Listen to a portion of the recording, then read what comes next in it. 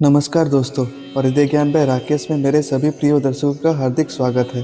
पिछली बार हमने भगवत गीता के 9वें श्लोक पर चर्चा की थी, जहां दुर्योधन ने अपनी सेना की विशालता और अपने प्रति सैनिकों के समर्पण का व्याख्यान किया था। आज हम उसी कड़ी को आगे बढ़ाएंगे और जानेंगे कि दुर्योधन ने अपनी सेना की तुलना पांडवों की सेना से कैसे की, और सबसे बढ़कर अपनी जीत का सबसे बड़ा कारण किसे बताया। ये श्लोक हमें दुर्योधन की रणनीतिक सोच और भीष्म पितामह पर उनके अटूट विश्वास को दिखाता है।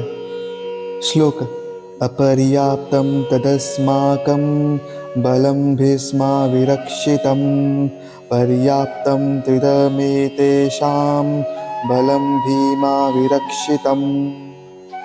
अर्थात हमारी सेना जो भीष्म पितामह द्वारा भली भांति रक्षित है, अजय है, जबकि उनकी सेना जो भीम द्वारा रक्षित है, सीमित है। तो दोस्तों, अपनी सेना के योद्धाओं का नाम गिनाने के बाद दुर्योधन ने आचार्य द्रोण से क्या कहा? उन्होंने अपनी और पांडवों की सेना की तुलना की। आइए इस श्लोक के महत्वपूर्ण शब्दों पर गहराई से विचार करते हैं। श्लोक का गहरा अर्थ: दुर्योधन यहाँ एक बहुत ही चतुर तुलना कर रहे हैं। वे पांडवों की सेना को कमजोर बताकर अपने मन के डर को छिपाने की कोशिश कर रहे हैं और साथ ही अपनी सेना का मनोबल बढ़ा रहे हैं। अपर्याप्तम तदस्माकं बलम भीष्मा विरक्षितम, मतलब हमारी सेना जो भीष्म पितामह द्वारा भली भांति रक्षित है, अजय है। अपर्याप्तम शब्द का सामान्य अर्थ होता है अधूरा या सीमित, लेकिन यहाँ इसका प्रयोग एक विशेष अर्थ में किया गया है। यहाँ इसका अर्थ है इतना विशाल कि इसकी गिनती नहीं की जा सकती, या अजय। दुर्योधन ये कह रहे हैं कि हमारी सेना जिसकी रक्षा स्वयं पितामह भीष्म कर रहे हैं, इतनी विशाल और शक्तिशाली है कि उसे हराना असंभव है। भीष्म पितामह की उपस्थिति ही उनकी जीत का सबसे बड़ा कारण थी। पर्याप्तम त्विदमेतेषां बलम भीमा विरक्षितम, मतलब जबकि उनकी सेना जो भीम द्वारा रक्षित है, सीमित है। दुर्योधन ने यहाँ पांडवों की सेना को पर्याप्तम कहा है, जिसका अर्थ है सीमित या पर्याप्त, मतलब जिसे जीता जा सके।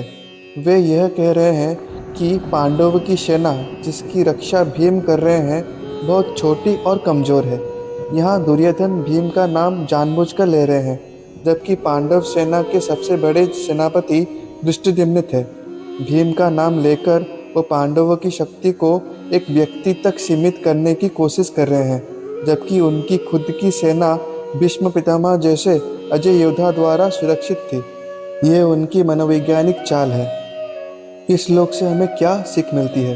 तो दोस्तों, इस 10वें श्लोक से हमें कई महत्वपूर्ण सीख मिलती है। विश्वास का महत्व। दुर्योधन का अपनी जीत पर इतना विश्वास इसलिए था क्योंकि उनकी सेना का नेतृत्व भीष्म पितामह जैसे महान योद्धा कर रहे थे। जीवन में जब हमें किसी बड़े कार्य को करना होता है, तो हमारी सफलता हमारे नेतृत्व और उस पर हमारे विश्वास पर निर्भर करती है। विरोधी को कम आंकना। दुर्योधन ने पांडवों की सेना को पर्याप्त कहकर उसे कम आंकने की कोशिश की। ये एक बहुत बड़ी गलती होती है। कभी भी अपने विरोधी को कम नहीं आंकना चाहिए, क्योंकि ये आपकी हार का कारण बन सकता है। भीतरी सुरक्षा का प्रदर्शन। दुर्योधन को अपनी सेना की श्रेष्ठता बार बार सिद्ध करनी पड़ रही थी, जो उनकी भीतरी सुरक्षा को दिखाता है।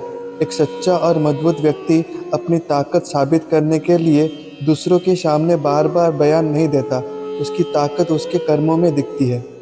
यह श्लोक हमें बताता है कि युद्ध केवल शस्त्रों का नहीं, बल्कि मनोविज्ञान और शब्दों का भी होता है। दुर्योधन अपने शब्दों से ही पांडवों और अपनी सेना के मनोबल पर प्रहार और बचाव कर रहे थे। तो दोस्तों, ये था भगवद गीता के पहले अध्याय के 10वें श्लोक का विस्तृत विश्लेषण। मुझे उम्मीद है कि आपको ये जानकारी पसंद आई होगी। अगले वीडियो में हम जानेंगे कि दुर्योधन अपने सेनापतियों को युद्ध के लिए कैसे प्रेरित करते हैं और अपने कर्तव्य का स्मरण कराते हैं। जुड़े रहिए हृदय ज्ञान बाय राकेश के साथ, जहां हम गीता के अमृत को मिलकर पिएंगे। वीडियो को लाइक और शेयर करें और हमारे चैनल को सब्सक्राइब करना ना भूलें। जय श्री कृष्ण, जय जगन्नाथ।